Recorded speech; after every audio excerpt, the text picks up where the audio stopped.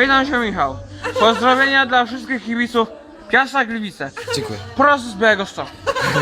My tu w Białymstoku, my tu kibicujemy Jagiellonii, ale oni od tego sobie są ci Jagiellonii. Jagiellonii są od tego, że oni tutaj w Białymstoku. A ja rozumiem, szanuję, że wy w Gliwicach macie Piast, pierwszy dynastia Polski, oni od tego byli. Od tego byli oni.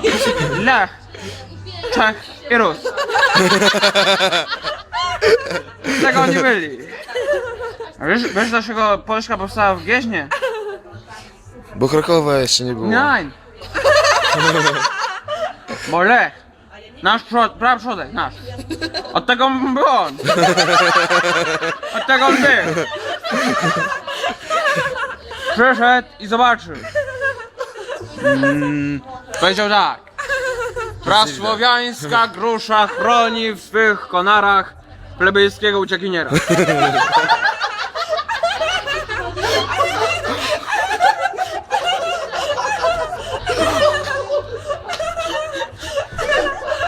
Zróbcie mi odbitkę kota na drzewie.